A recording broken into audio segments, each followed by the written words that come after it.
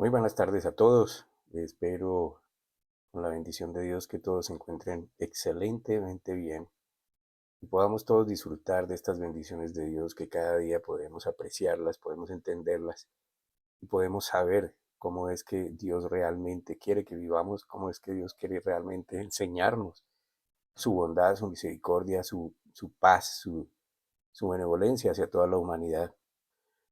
Porque pues ese ha sido el propósito de Dios siempre, enseñarnos, mostrarnos el camino, decirnos cuál es la vida que realmente nos sirve vivir, cuál es el engaño de Satanás para destruir las almas, cuáles son las estrategias y nos permite en este tiempo también entender esas estrategias que están yendo contra la fe en Jesucristo.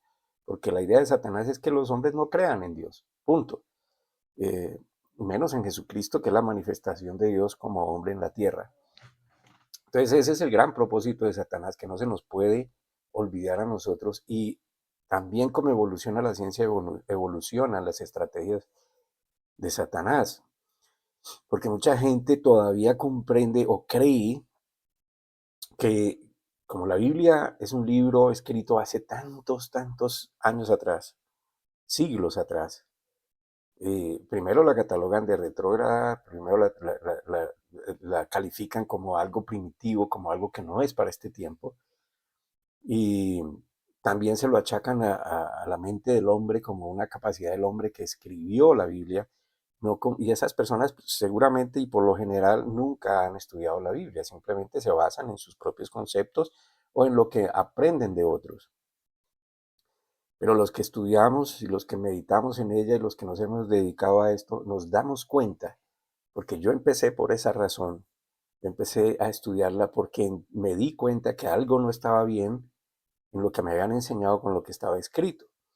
Y eso me atrapó y creo que fue el Señor guiándome a que lo conociera, y por eso más de 30 años eh, buscando y buscando y aprendiendo y más convencido cada vez de que la palabra, la Biblia es la palabra de Dios expresa para que nosotros lo conozcamos y aprendamos en toda la historia que está relatada allí, cómo es que Él se quiere relacionar con los hombres, pero también nos muestra la incapacidad o el desdén del hombre hacia Dios.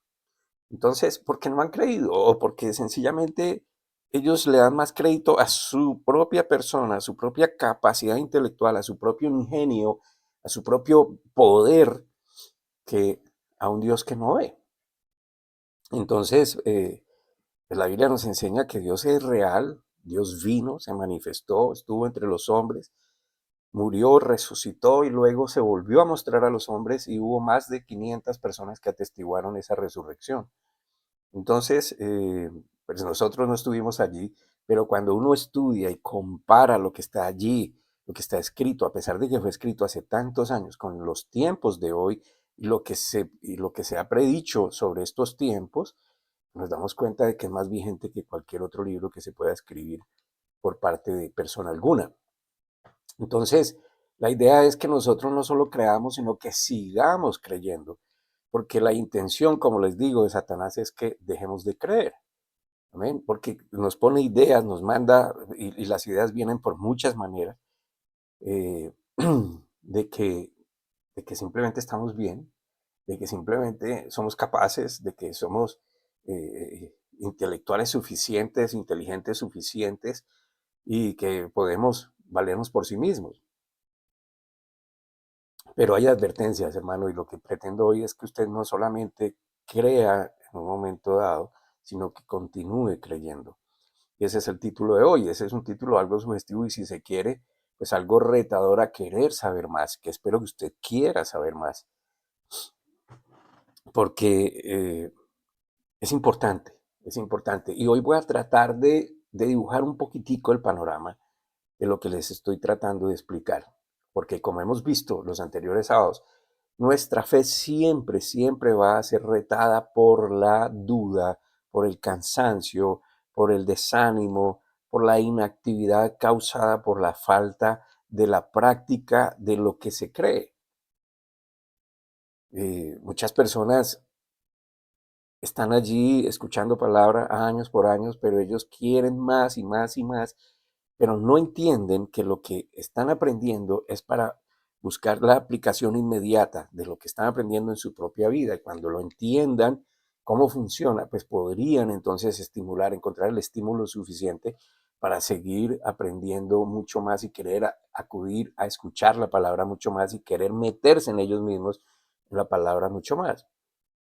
Ahora, la carta a los hebreos, que es la que he venido usando estos últimos sábados, más específicamente los capítulos 10 y 11, nos enseña mucho sobre la fe en Cristo, exponiendo también ejemplos de personas totalmente reales, normales, como cualquiera de nosotros, tan llenos de defectos como también algunas virtudes, pero que aprendieron a creerle a Dios aún en medio de sus propios errores, de sus propias equivocaciones, aún en medio de circunstancias difíciles y amenazas hasta de muerte por mantenerse en esa fe.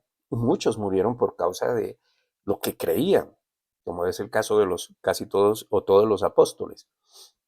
Entonces la intención es que no solo creamos, sino que sigamos creyendo, especialmente por la inmensidad de retos que hoy estamos nosotros enfrentando, donde Dios definitivamente está siendo expulsado de toda ecuación humana, de todo panorama humano, de toda actividad, de toda idea, de toda ideología, de toda intelectualismo, etcétera. Dios no cabe ya.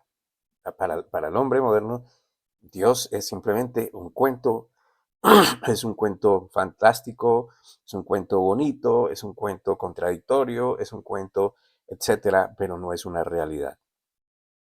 Ahora, yo hago aclaración a esta última declaración basado en lo que los medios están enseñando hoy. No importa dónde nosotros miremos, lo que escuchemos. Sabemos que los medios, las redes sociales, la inteligencia artificial que ya está manejando instituciones completas, gobiernos, porque está desplazando inclusive hasta los profesionales por máquinas, que hasta se atreve a querer reemplazar al mismo Dios Padre Todopoderoso. Entonces han ideado con la inteligencia artificial una especie de Dios al que la gente puede acudir y hablar con él y verlo. Y obviamente esto es un producto del razonamiento de la capacidad del hombre, mas no es el Dios que está describiendo la Biblia. Entonces el peligro es inminente, es un peligro palpable. La gente le está dando hoy en día mucho más crédito a esa inteligencia artificial. Mire, déjeme ponérselo en una manera más práctica y más ilustrativa.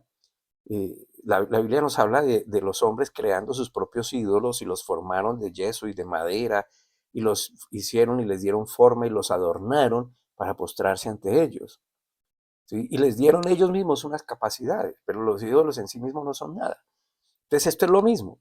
Lo que pasa es que el modernismo, el desarrollo de la ciencia a este nivel, que usted ya puede averiguar lo que sea, y no es que no sea una realidad, es una realidad, no es que no sirva, puede servir, el problema es que la gente está aprendiendo a depender de lo que dice la inteligencia artificial y ya está olvidando desarrollar su propia capacidad intelectual y mucho más su capacidad espiritual, que es comunicarse con Dios solo por fe. Entonces, para ellos es más tangible la inteligencia artificial que comunicarse con Dios. Ahora, observando con objetividad, sin dejarse envolver en lo fantástico que suena y parece que es el modernismo, la evolución de la ciencia, que entre otras es una de las advertencias que existen en el Viejo Testamento como señal de los últimos tiempos, antes de la venida del Señor. ¿Sí? Y la ciencia ha sido desarrollada en unos 60 años de una manera impresionante.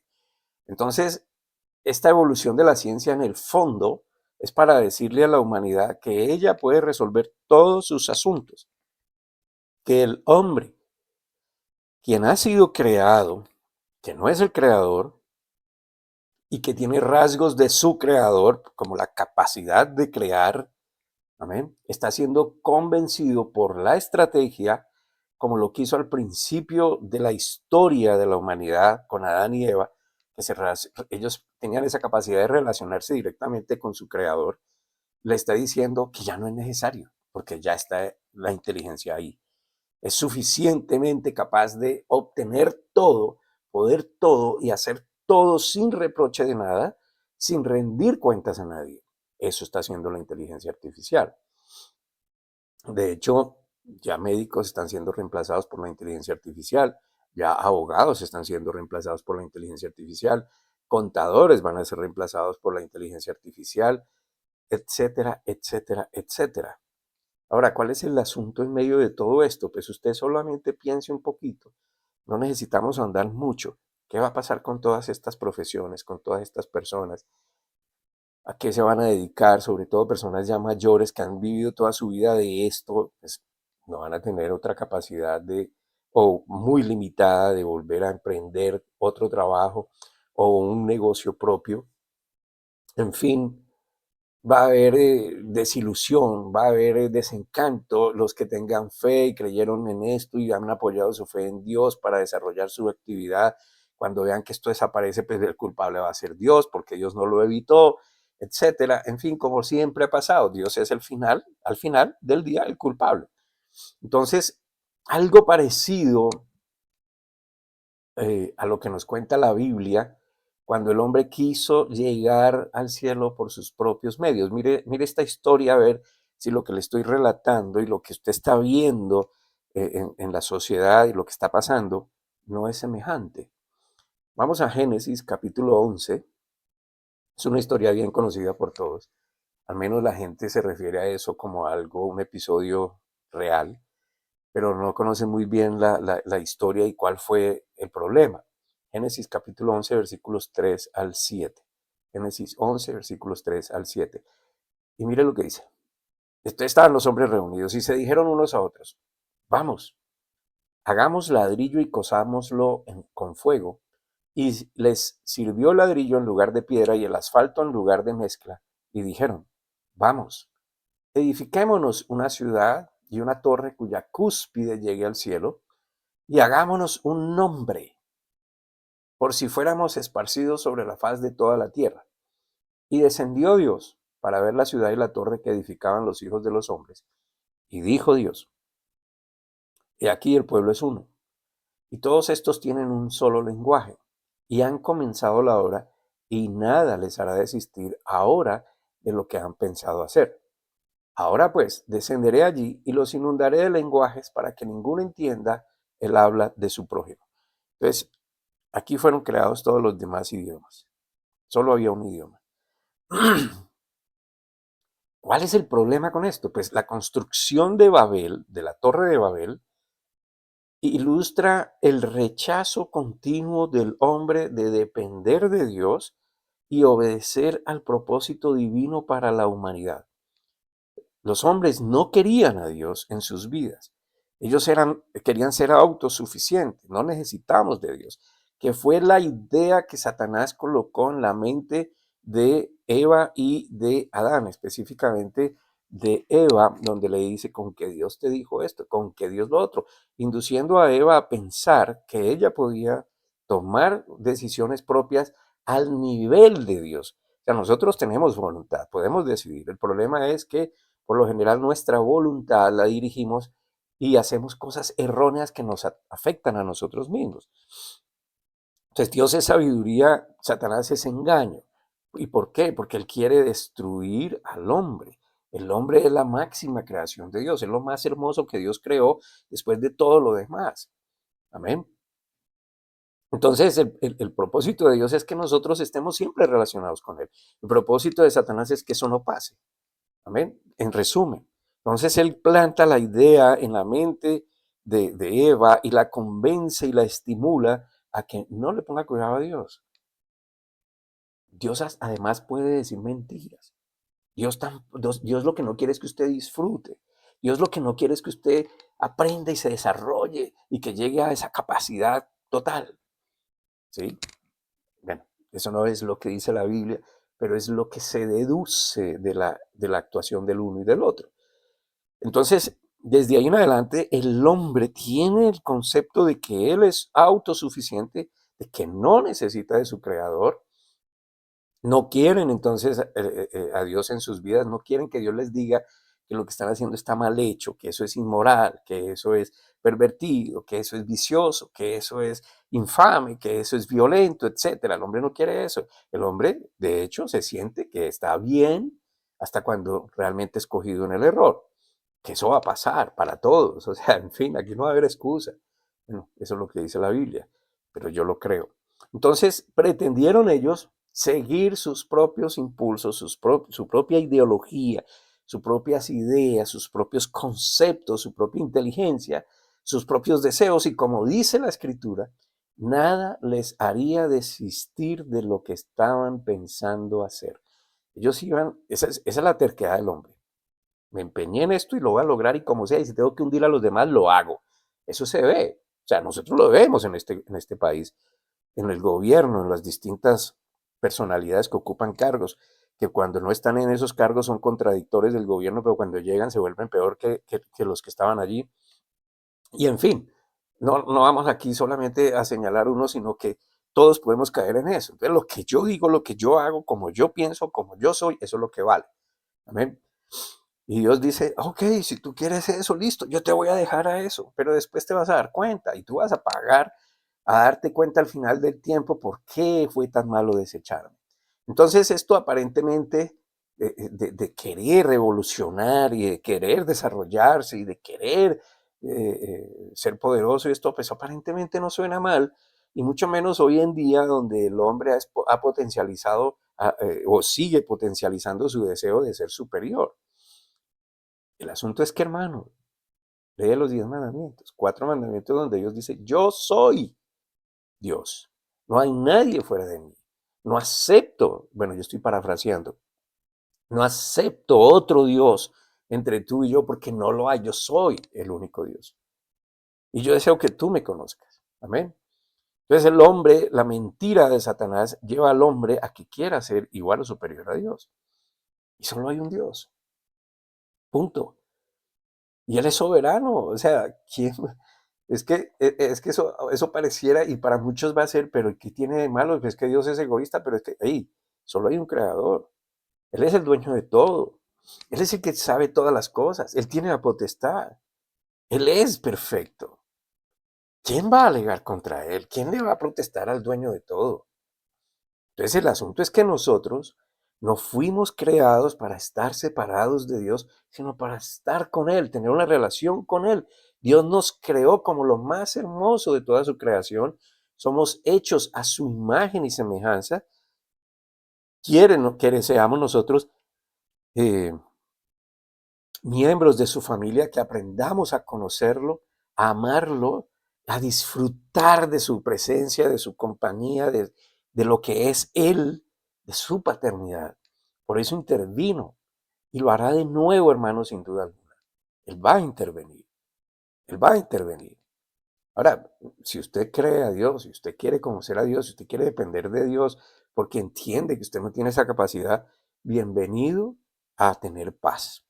No tenga temor, tenga paz, porque para eso Él murió en la cruz, para perdonar sus pecados.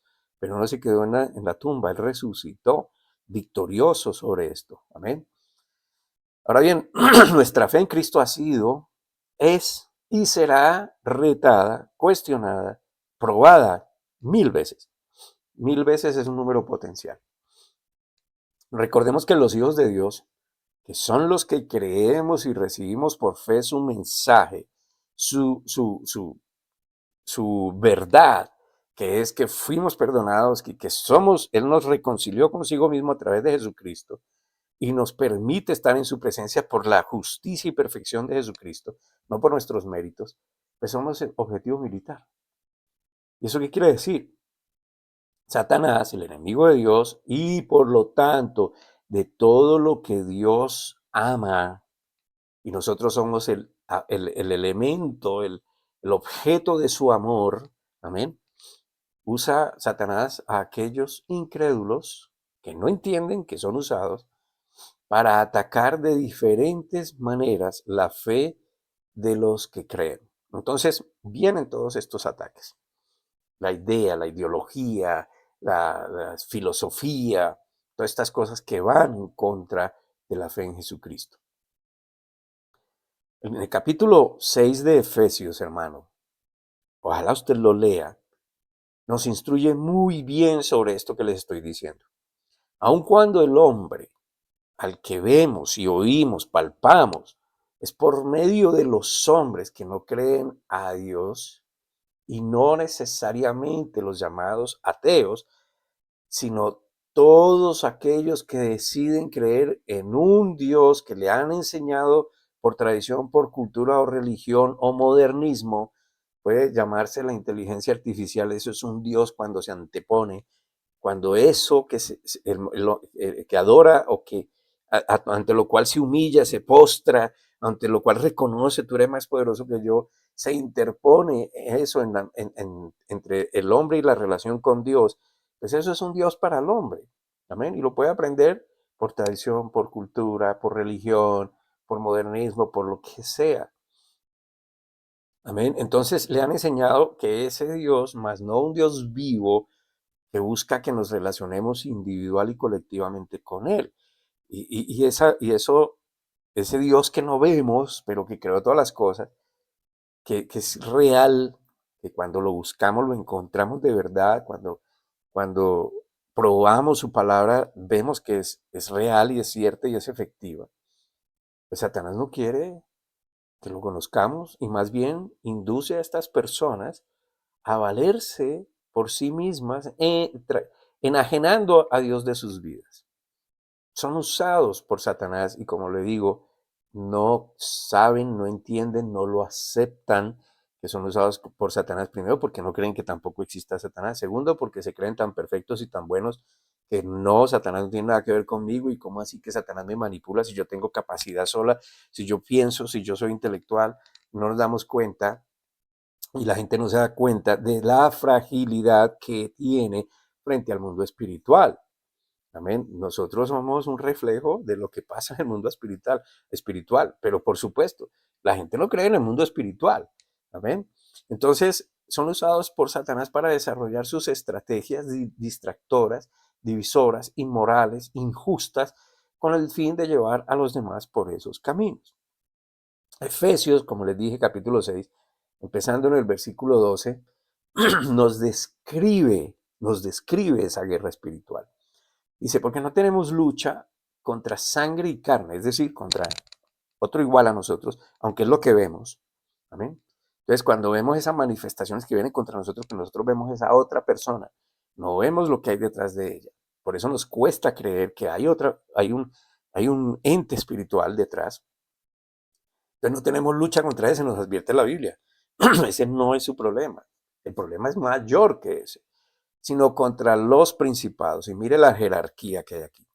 Principados, contra las potestades, contra los gobernadores del mundo de las tinieblas, contra las huestes espirituales de maldad en las regiones celestes. Regiones celestes, ahí están. Nosotros no los detectamos, no los vemos, no los percibimos, pero se manifiestan a través de los hechos de los hombres. Ahora bien, manteniéndonos en la fe de Cristo, eso significa dar crédito único y confiable a las enseñanzas que por su inspiración en los hombres recibimos a través de su palabra para aprender a vivir de esa manera que Dios nos enseña, que es la mejor para nosotros, es que podemos entonces derrotar toda estrategia que nos quiere desanimar, que nos quiere llevar a la incredulidad o poner en tela de juicio la palabra de Dios. Entonces fíjense que está bien diseñado. ¿Amén? Y como estamos en este mundo y el mundo es lo que vemos y detectamos, creemos que pues esto no pasa, esto es como ese cuento de dónde salió. O usted le cree a Dios o no le cree a Dios. Pero el punto es, hermano, y como le contestó un pastor en Chile a una periodista atea, que lo retó y lo cuestionó, y le decía, ¿usted todavía cree en esas fábulas, en todas esas cosas? en todo lo que dice esa Biblia, y él le decía, mire, yo se lo voy a poner de esta manera. Supongamos que lo que usted dice es cierto y lo que yo creo no es cierto. O sea, que no, lo que usted dice es que no existe Dios y que todo lo que está escrito ahí es un puro cuento. Entonces, supongamos que eso sea así y que yo creo que sí existe Dios y yo procuro obedecer y creer en todas estas cosas y disfrutar de esa, por fe de esa presencia de Dios. Y no pasa como yo digo. Entonces, ¿qué pierdo yo? No pierdo nada. ¿Qué gana usted? Pues gana que no creyó. Pero supongamos que sea al revés. Supongamos que lo que yo creo sí es verdad, que lo que dice allí, que todos vamos a dar cuenta ante Dios, que lo que dice que somos salvos solamente por la fe en Jesucristo, quien murió para pagar por nuestros pecados y con su justicia eximirnos y darnos su justicia y respaldarnos con su justicia a nosotros. Y eso resulta verdad. Y el día que estemos ante Dios, Dios mire esa justicia que yo creí, la recibí y con ella me cobijé. ¿Qué pierdo yo? Digo, no pierdo nada. Pero ¿usted qué pierde? Usted va a perder todo. Entonces, yo prefiero creer, pero además yo no creo por si sí, por si las moscas, por si de pronto.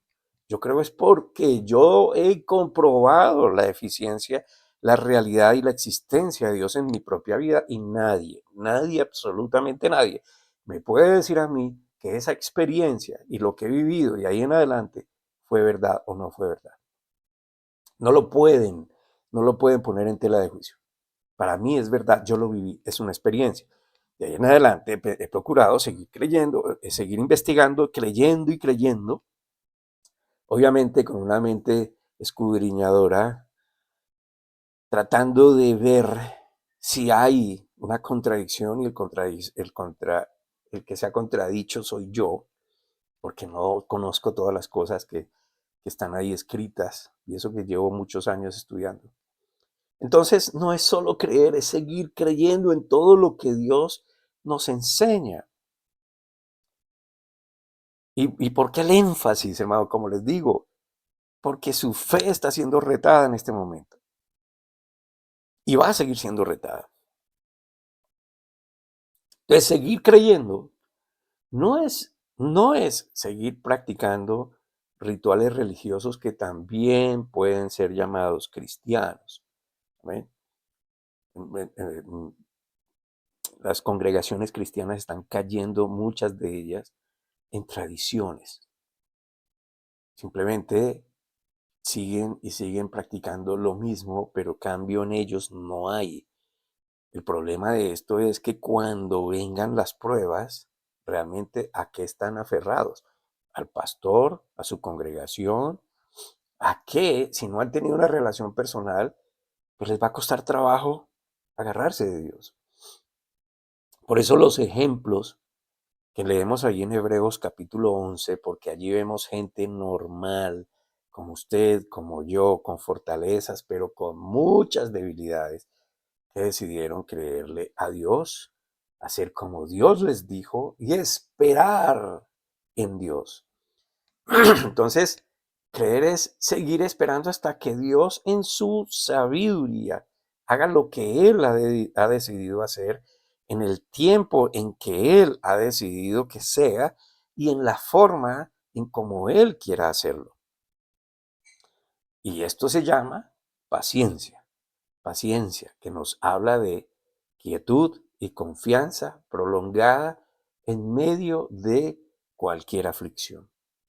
La fe nos lleva a descansar confiados en las promesas de Dios, pero la paciencia nos permite continuar esperando lo prometido, aunque en medio de las circunstancias, cualquiera sea su naturaleza en que nos podamos encontrar, nos dé la impresión de que Dios se olvidó. Debemos entender que Dios está más interesado en el carácter de cada uno, en formar nuestro carácter, que en nuestra comodidad. Aunque, y valga la aclaración, nuestra comodidad no le es indiferente. Él quiere llevarnos a depender mucho más de Él cada vez. a que entendamos nosotros cuánto lo estamos necesitando. Eso no va a pasar mientras el hombre crea en sí mismo y empiece a depender de sí mismo en lo que ha creado. Él no va a sentir que necesita a Dios. Él se necesita a sí mismo. Amén. Y se esfuerza por eso. Entonces, muchas personas se desaniman cuando no encuentran la respuesta que quieren a sus oraciones en el momento en que la quieren, y entonces insisten una, dos, tres veces, pero pronto se desaniman porque dudan que Dios los haya escuchado. Ignoran, ignoran las promesas de Dios. Ignoran, por ejemplo, que Dios dice que Él siempre escucha la oración de sus hijos. Y eso puede ser, hermano, una señal de que esa persona necesita aprender a depender mucho más de Dios o completamente de Dios. El ejercicio que fortalece la fe en Cristo es aprender a esperar. Así, tal cual. Mire, hay muchos versículos, pero le voy a traer un par acá. Dice en Romanos capítulo 8, versículo 24. Porque en esperanza fuimos salvos, pero la esperanza que se ve no es esperanza, ya que lo que alguno ve, ¿qué espera? Permítame decírselo de esta manera, en un lenguaje más sencillo. Dios nos salvó porque tenemos la confianza de que así sucederá. Pero esperar lo que ya se está viendo no es esperanza, pues ¿quién sigue esperando algo que ya tiene? Es en la espera que se fortalece nuestra fe.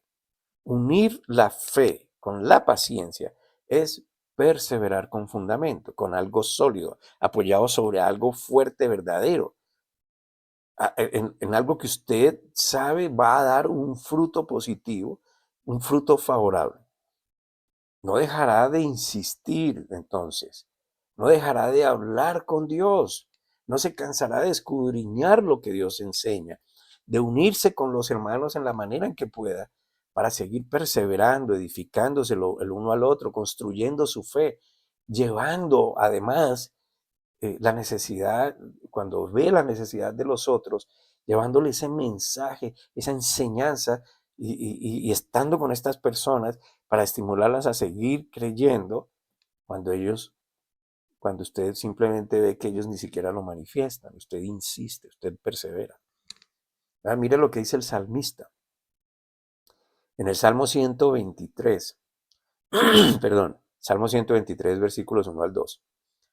A ti alzo mis ojos, a ti que habitas en los cielos, como los ojos del siervo miran a la mano de su Señor, y como los ojos de la sierva a la mano de su señora. Así nuestros ojos miran al Señor nuestro Dios hasta que tenga misericordia. Nuestros ojos miran al Señor hasta que tenga misericordia de nosotros. Eso es perseverar, esperar con fe en el Señor. Salmo 130, versículos 5 al 6. Esperé yo, esperó mi alma, en tu palabra he esperado. Mi alma espera en Dios más que los centinelas la mañana. Reiteradamente la Biblia, la palabra de Dios, nos insta, nos motiva a esperar. Si no aprendemos a esperar, el resultado es frustración, enfriamiento, desmotivación hacia Dios y todo lo que se relacione con Él. La gente comienza a manifestar, por ejemplo, estoy estancado, es que no encuentro, es que parece que es lo mismo siempre, es que no hay, es que esto, es que lo otro, como que necesitan un estímulo a sus emociones para entender que Dios es real, para entender que la palabra de Dios es verdadera. No entienden que la relación con Dios es como un matrimonio. Claro, obviamente el matrimonio está tan desacreditado, está tan obsoleto para muchos, porque pues como muchos entran al matrimonio es hacer una competencia, una rivalidad, entonces no se disfruta, se acostumbran, entonces ya simplemente dormir con la misma persona, despertarse con la misma persona, actividades con la misma persona todos los días, pues es monótono. Entonces quieren variedad y por eso incurren en cosas que son ilícitas, que no solamente lo dañan a sí mismo, sino a la otra persona. Y así pasa con la palabra de Dios. Entonces buscan emociones, una montaña rusa donde la adrenalina sube y baja constantemente y luego de ella me quede por unos minutos, pero después se va. Entonces buscan más emociones.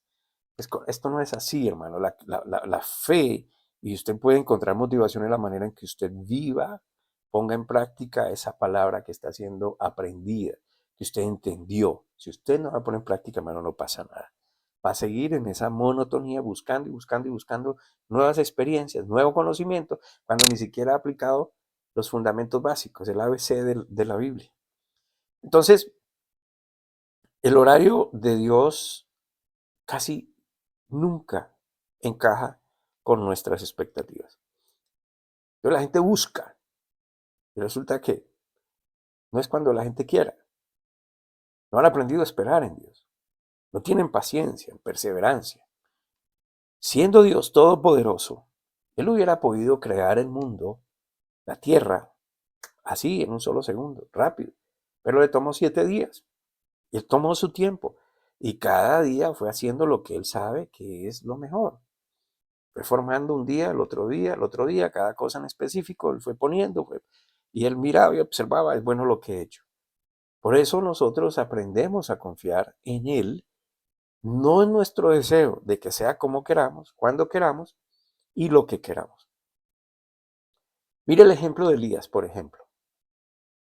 Elías, profeta de Dios, tuvo errores, pero él le creyó a Dios, él hacía como Dios, él aprendió a esperar en Dios. Cuando Elías oró a Dios para que lloviera, donde estaban, la respuesta no fue inmediata. Él estaba con su siervo, recuerden eso. Entonces Elías envió a su criado una y otra vez a que viera si veía algo, una nube allá en el horizonte. En resumen, el criado le tocó ir 7 veces. Una y otra vez fue el criado a observar en el horizonte a ver qué veía. Y no veía a nadie. Él volvía con la razón. No, no veo nada. Y volvía y Elías le decía, vuelve y ve. Vuelve y mira, 7 veces. Y no vio una gran cantidad de nubes que le enseñaran que venía la lluvia. Nosotros nos asomamos y miramos y vemos, va a llover, porque vemos entonces allá en el horizonte la cantidad de nubes, el color de la nube, los vientos, y uno se atreve a vaticinar, va a llover. Pero este hombre, el siervo de Elías, fue y miró, y después a la 7ª vez él vio allá algo, una nubecita que se levantaba del mar o de la tierra, y a la distancia lo que él podía hacer era tapar esa nube con el puño, con la palma de la mano. Una nube pequeñita. Pero mire la respuesta de Elías. Fue suficiente para él, para Elías, entender que Dios había respondido su oración. Y fue tal la percepción, fue tal la convicción de Elías y su conocimiento de Dios, que el mensaje que inmediatamente envió con su siervo a Acab fue de prepararse para recibir una gran lluvia acompañada de oscuridad y vientos fuertes. Yo me pongo de pronto en el papel de el siervo de Elías. Qué paciencia, bueno, era siervo, tenía que hacer lo que su amo le decía. Pero qué paciencia, una y vaya otra vez, y vaya otra vez, y él va otra vez. Y después le dice, pero si es una nubecita pequeña, sí, vaya y dígale allá al rey Acab que va a llover y va a llover con todo, y vienen fuertes vientos, y va a haber oscuridad, va a haber tinieblas, va a haber esto, y rayos, y no sé qué. Y si usted lee la historia, pues eso pasó. Dios tiene su manera de obrar y quiere moldear nuestro carácter para que aprendamos a depender de Él. Por eso la fe, hermano, debe estar siempre acompañada de la paciencia y esto produce seguridad cuando usted lo ejercita. Un ejemplo de impaciencia, también basado en la Biblia, de incredulidad, de creer que lo que nosotros queremos, como lo queremos, cuando lo queremos es lo mejor, es la historia de Marta, María y pues su hermano Lázaro, que fue el protagonista aquí pasivo. Usted puede leer esto en el capítulo 11 de Juan. Y resumido, la historia cuenta que las 2 hermanas eran amadas, los 3 hermanos eran amados por Jesús y Jesús los tenía en su corazón permanentemente. Ahora, Lázaro estaba enfermo y sus hermanas le enviaron razón a Jesús. Jesús escuchó el mensaje, pero él siguió haciendo lo que estaba haciendo. En lugar de Jesús ir donde estaban ellas y donde estaba Lázaro, él emprendió camino hacia Judea. Sabía que Lázaro moriría y así se lo manifestó a los que estaban con ellos. Y es más, les dijo, qué bueno que ustedes estén aquí y que estemos acá y no allá, porque ustedes van a ver el poder de Dios. Y él se lo anuncia, él dice, Lázaro murió y se lo anuncia a los que lo acompañaban. Pero él siguió en su tarea, él siguió en su camino, en lo que estaba haciendo. Entonces cuando él va en dirección, ahora sí, se dirige hacia donde Marta y María, y ya habían pasado 4 días, entonces Marta sabe que viene Jesús y Marta sale al encuentro, ¿sí? Y ya Lázaro lleva 4 días de muerto, ya está en la cueva metido allá enterrado.